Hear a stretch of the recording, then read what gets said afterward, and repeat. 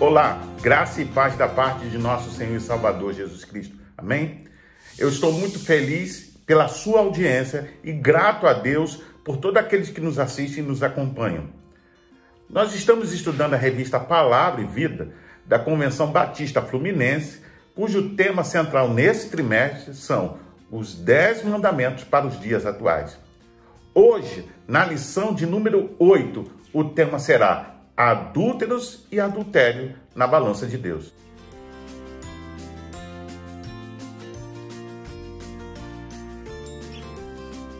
Em todo ser humano, independentemente de sua nação, tribo, comunidade, crença ou cultura, existe um senso moral que reconhece o que é certo ou o que é errado, o que é ético ou imoral, e que o mal tem como consequência o julgamento e punição. Por isso, o apóstolo Paulo afirma que o homem, a despeito de conhecer os 10 mandamentos de Deus, é injustificável diante do seu Criador. Imaginemos, por exemplo, a humanidade sem leis e normas. Sem leis, normas e códigos de conduta moral, os homens resolveriam seus imbróglios como animais. Ou seja, o mais forte sempre seria o vencedor. Por isso, para o bem da sua própria criação, Deus nos concedeu suas leis morais. Nela, além de proteger o inocente e orientar quem está com a razão, o Senhor quer nos abençoar e punir o mal efetivamente. Mas o que acontece aos que desobedecem às leis de Deus? Note que os homens são mais obedientes às leis da natureza do que aos preceitos do Criador. Todo homem sabe, por exemplo, que ao tocar em um fio de alta voltagem, ele corre perigo de morte. Ninguém suporta mais de 10 minutos debaixo d'água sem equipamento de mergulho. Se sobreviver, terá grandes sequelas. Aquele que pula, por exemplo, do 10º andar, sem nenhuma proteção, certamente vai morrer. O motorista prudente não entra em uma curva a 360 km por hora, porque vai haver um acidente. Deste modo, nós podemos observar que o homem sabe que as leis naturais são implacáveis aos seus desobedientes. É de conhecimento de todos que o salário do pecado é a morte. Romanos 6:23. Da mesma forma, as leis de Deus também o são. Quem desobedece sabe que há um Deus justo, que faz justiça e que faz cumprir a sua palavra. Vamos ler a Bíblia em Êxodo, capítulo 20, versículo 14. Não adulterarás. Vamos orar? Pai, nós te louvamos e te agradecemos, ó Deus, pela oportunidade e pelo privilégio de poder estudar mais uma vez a tua palavra. Deus nos ajuda a não só compreendê-la, mas também aplicá-la na nossa vida. É a nossa oração e assim fazemos em nome de Jesus. Amém.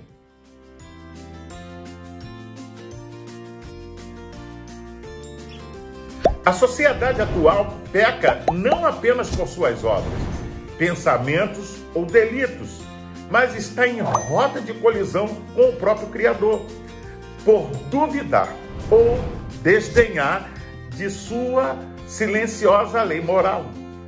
Mesmo desconhecendo os 10 mandamentos, as leis dos homens, a humanidade não escapará da culpa intrínseca em sua consciência. Se todos os pecados do ser humano não forem anulados pela graça de Deus, veja, não existe a menor possibilidade de o pecador escapar do juízo de Deus, nesta vida ou na vindoura. Quando somos informados que alguém pecou, qual é o pecado que lhe vem à cabeça? Vem à mente. Se somos informados, por exemplo, em especial que um homem que exerce a liderança pecou, somos seduzidos pelo pensamento que este cometeu adultério. Não é verdade? A sociedade dá muita ênfase ao adultério. Saiba, porém, que tanto o adultério tem o mesmo valor ou mesmo peso que roubar, matar, disseminar contendas, por exemplo, deixar de cooperar com dízimos e ofertas. Ou seja, todos eles são pecados. O 7º mandamento é enfático ao dizer: não adulterarás. Mas que tipo de adultério está implícito nessa lei? Vamos ver pelo menos 3 tipos de adultério.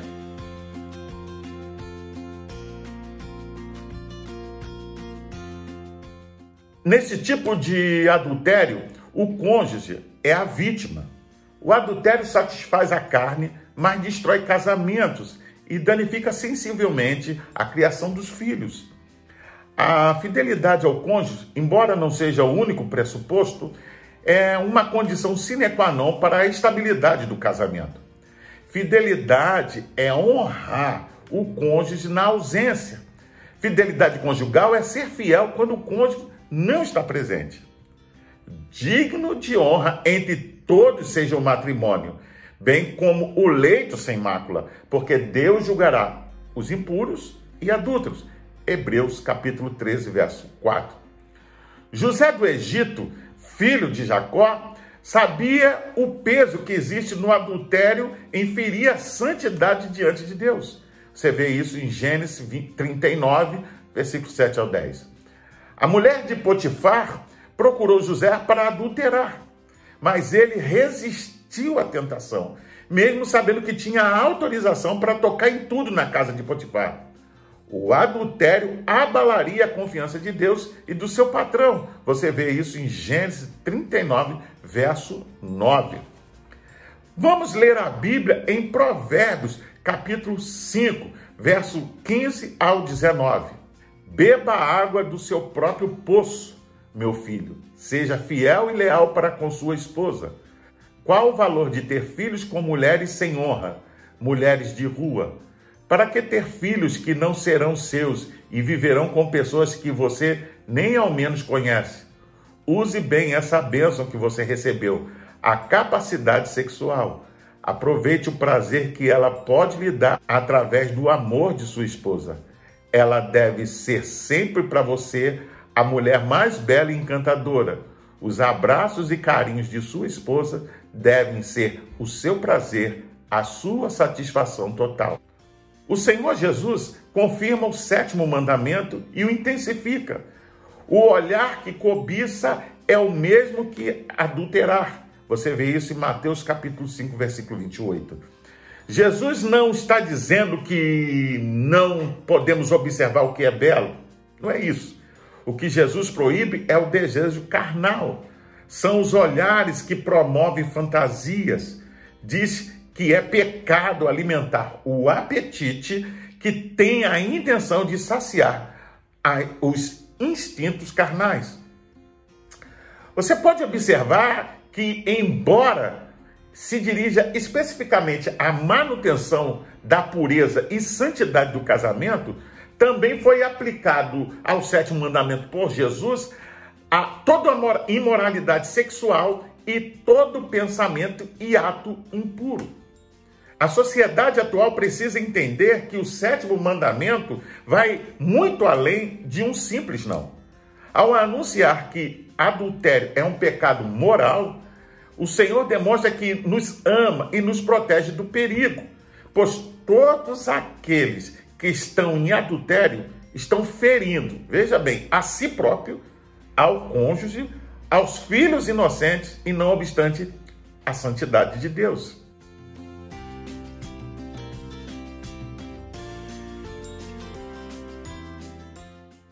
Você já ouviu falar do jeitinho brasileiro?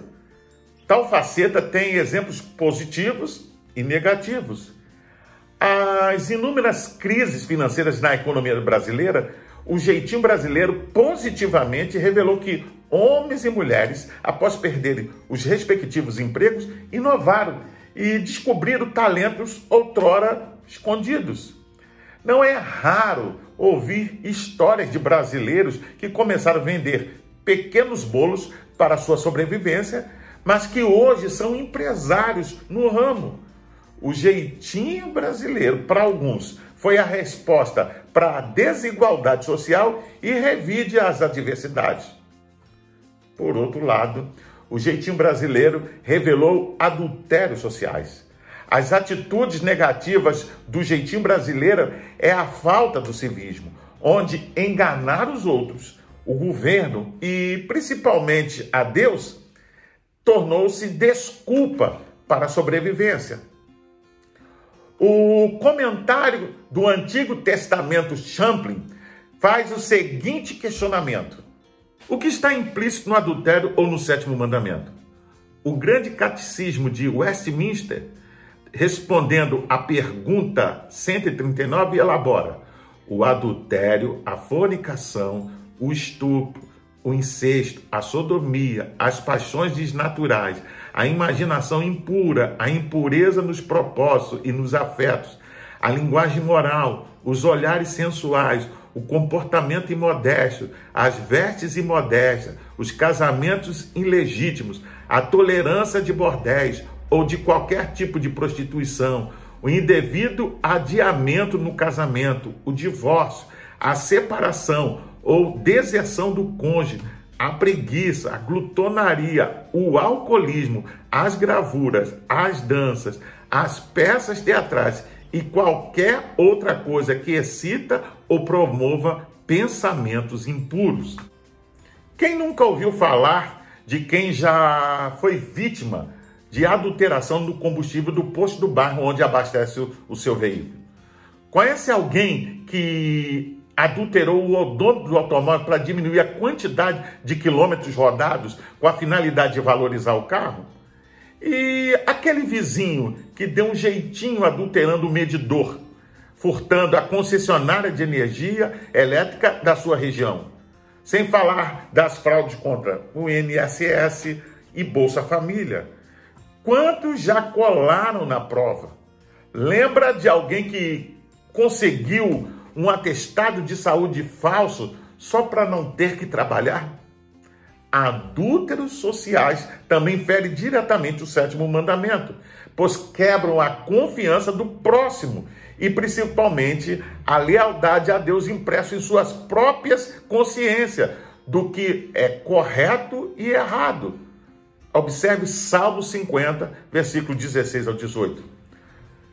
Muito provavelmente, os adúlteros sociais têm pressa para resolver seus problemas. Por isso, adulteram para a realização dos seus objetivos. Que tenhamos paciência para esperar em Deus e receber do Senhor as suas promessas. Salmo 101, versículo 7.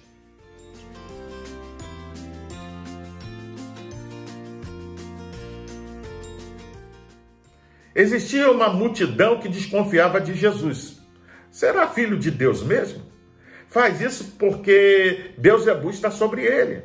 Mateus capítulo 12, versículo 24. Então Jesus diz que o sinal que será dado para comprovar que é filho de Deus é idêntico ao que acontece com o profeta Jonas. Ou seja, 3 dias na boca do peixe, 3 dias ele ficaria na terra, mas ressuscitaria. Como explicar o que Jesus chamou de geração adúltera? Geração adúltera é aquela comprometida com muitos deuses. É quando o ser humano deixa de acreditar em Deus e só se relaciona com ele por interesse. Só acredita quando Deus realiza um milagre.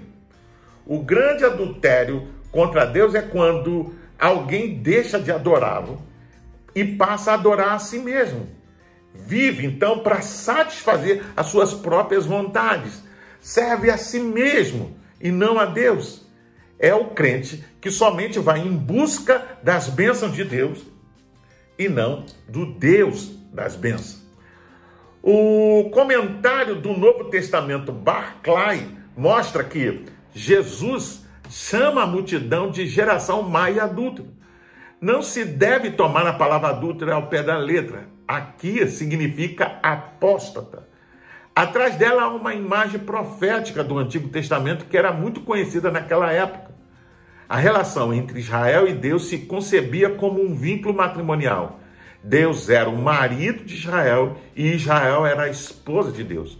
Quando Israel era infiel e dava seu amor a outro Deus, se dizia que a nação era adúltera e que se oferecia a deuses estranhos. A palavra descreve algo pior que o adultério físico. Descreve a infidelidade a Deus, da qual surge todo pecado físico e espiritual. Observe se não acontece em nossas reuniões de oração. Com raríssimas exceções, o que passa na cabeça daqueles que oram é: chegou o momento de retirar algo de Deus. Nós vamos nos reunir em oração, então vamos ver o que Deus tem para nós. Parece que a noiva quer dar um golpe do baú. E se ele não der, possivelmente os outros deuses darão.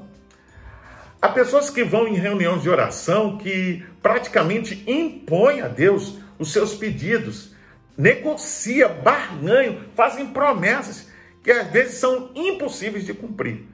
Tudo com o objetivo de alcançar aquilo que desejam.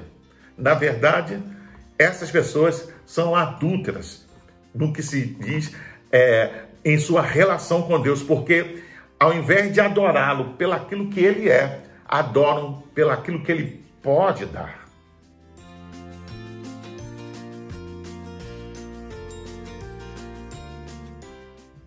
Talvez você possa estar pensando: o mundo seria menos violento se Deus fosse mais rápido na execução da pena contra o pecado. Quem nunca pensou assim? Pecadores deveriam ter a mesma sentença de Ananias e Safira. Não sei se você conhece essa história. Está lá em Atos dos Apóstolos, capítulo 5, versículo 4 e 5. Não é? Talvez você tenha questionado a Deus sobre a relação de causa e efeito. Por exemplo, por que o político que desvia a verba da merenda escolar para o exterior ainda vive sem punição? Vivem uma vida tranquila, né? Sem serem perseguidos, com proteção inclusive judiciária. Por que o pedófilo demora a ser encontrado? Por que o motorista embriagado que atropela pessoas na calçada foge, não dá socorro e ao ser encontrado paga uma fiança e fica livre? Por que a mulher pega em adultério não foi imediatamente punida? João capítulo 8, verso 5. Por que os blasfemadores estão impunes? Por que os algozes de Jesus não foram punidos depressa? Eis a resposta de Deus.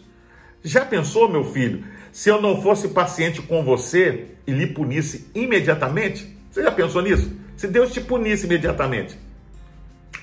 Saiba, Deus perdoa a iniquidade e não retém a sua ira para sempre. Você vê isso em Miqueias capítulo 7, versículo 18. O Senhor é tardio em irar-se, tá certo? A obra da cruz é tolerante, você vê em Romanos capítulo 3, versículo 25. Deus é longânimo. A lei moral de Deus é inegavelmente abençoadora em retardar sua sentença. Talvez a única punição imediata seja a dor na consciência para muitos. Lembre-se também, Deus não livra você das consequências. Então, já que Deus é paciente e não pune o pecador imediatamente, vamos todos pecar? Possivelmente foi esse o entendimento da serpente no Éden, com a conversa que teve com Eva. Você vê lá em Gênesis capítulo 3, versículo 3 ao 5.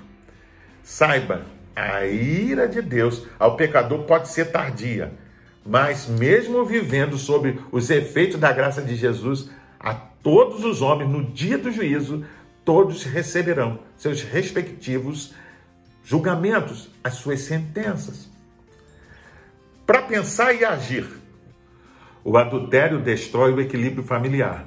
Quando os pais adulteram, certamente a harmonia e o exemplo moral são dilacerados.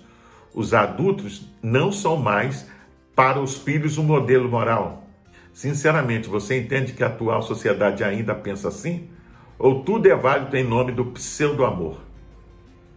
Qual deve ser o nosso sentimento quando olhamos pela janela e vemos o vizinho que se relaciona com outros deuses para conseguir manter o seu padrão de vida? Como devemos agir quando o nosso vizinho idólatra prospera e o crente fiel ainda aguarda as bênçãos vindas do Senhor. A atual geração de evangélicos são interesseiros, ou seja, só se relaciona com Deus por causa das suas bênçãos. Eu convido você a fazer a leitura diária, que vai de segunda até domingo, e você vai encontrar diversos textos que vão te ajudar a compreender e entender melhor esta lição. Você também pode baixar a revista Palavra e Vida da Convenção Batista Fluminense.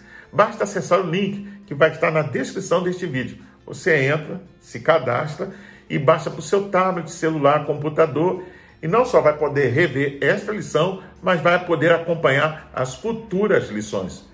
Pois bem, eu sou o pastor Carlos Guerra e você está no canal Beit Sefer, Escola Bíblica à Distância. Hoje nós estudamos a lição de número 8 e o tema foi adúlteros e adultério na balança de Deus. Gostaria ainda de deixar uma palavra de recomendação para a sua vida, para aqueles que participam do canal e ainda não frequentam uma igreja evangélica. Procure uma igreja batista perto da sua casa e faça uma visita. Você vai ser bem recebido. Caso não tenha, procure uma igreja evangélica que esteja comprometida com a pregação genuína da palavra de Deus. Pois bem, nós estamos chegando ao final desta lição e aprendemos sobre o adultério, que vai contra as leis estabelecidas por Deus. Que possamos orar a Deus e Ele possa, de fato, tomar a nossa vida, tomar o nosso coração, para que nós não caiamos nesse mal que tem assolado esta sociedade. Para se inscrever, é rápido, é fácil. Basta clicar aqui embaixo, dá um gostei, faça um comentário, emita sua opinião. Acione também o sininho para receber as futuras notificações. Não deixe também de compartilhar com seus contatos, com as suas redes sociais, para que mais e mais pessoas possam receber esta poderosa palavra. Até o próximo encontro. Vem conosco. Fique na paz. Deus te abençoe.